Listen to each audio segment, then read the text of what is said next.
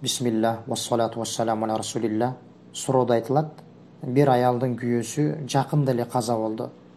Эми аялы жакындары менен бирге ошол күйөөсүнүн кабырына барып, мүрзөсүнө кандайдыр бир дарактын көчөтүн олтургузуп, зыярат кылып келебиз деп жатышат.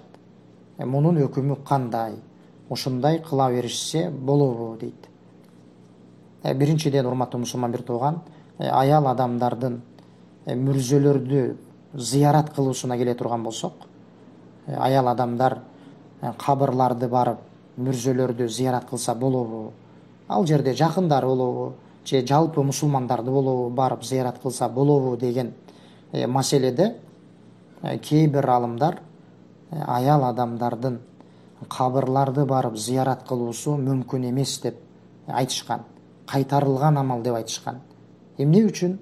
Анткени пайгамбарыбыз саллаллаху алейхи ва саллям хадисинде ла'аналлаху завваратил кубур, кабырларды зыярат кылган аялдарга Аллахтын наалаты болсун деп айткан.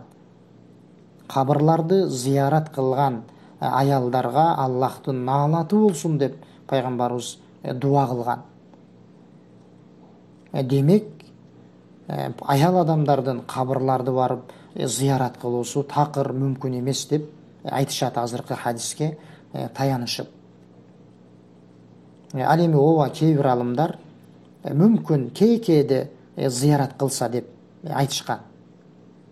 Аял адамдар кээде зыярат кылса мүмкүн деп айтышкан.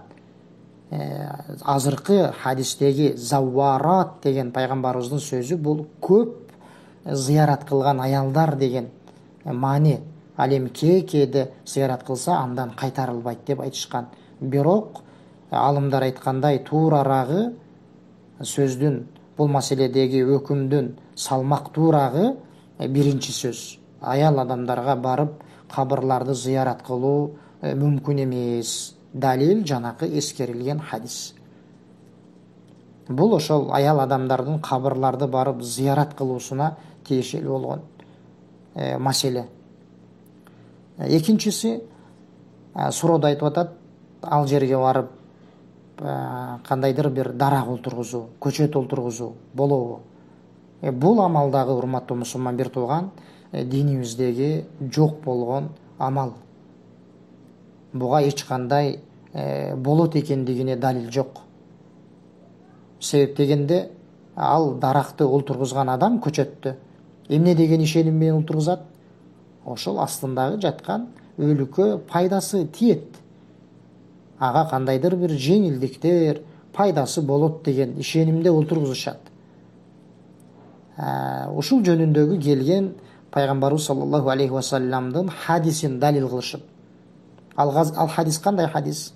Пайгамбарыбыз саллаллаху алейхи ва саллям кабырдын жанынан өтүп баратып, ошол кабырдагы жаткан эки адамдын азапталып атканын билет. Аллах Таала билгизет. Анан пайгамбарыбыз бир кургап кала элек бир шакчаны экиге бөлөт дагы ошол эки кабырдын үстүнө олтургузуп тигип коет. Анан айтат, ошол эки шакча кургап калганга чейин астындагы өлүктөрдөн азап жеңилдеп турат депчи. Ушундай маанидеги сөзүн айтат.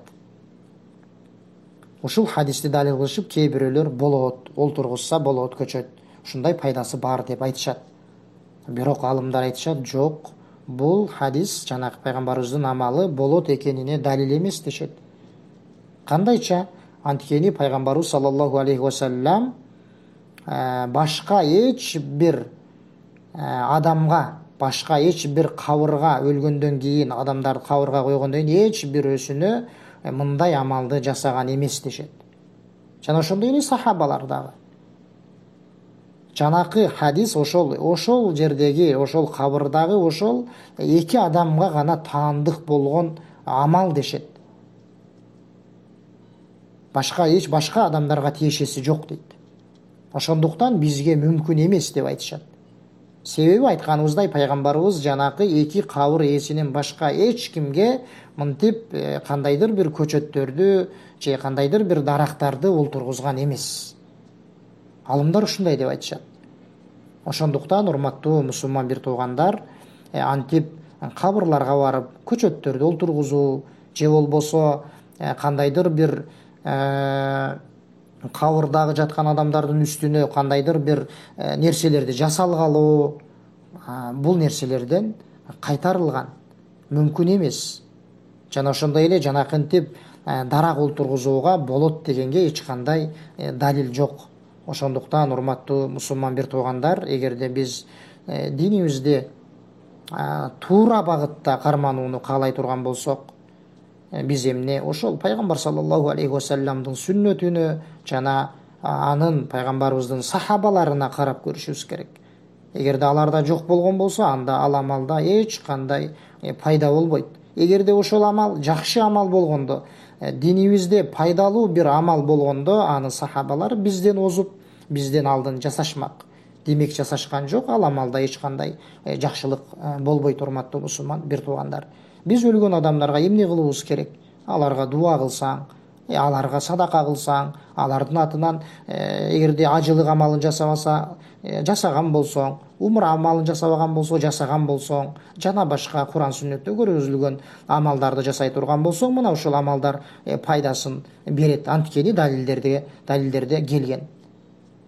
Wallahu a'lam wa sallallahu wa sallama ala nabiyyina Muhammad.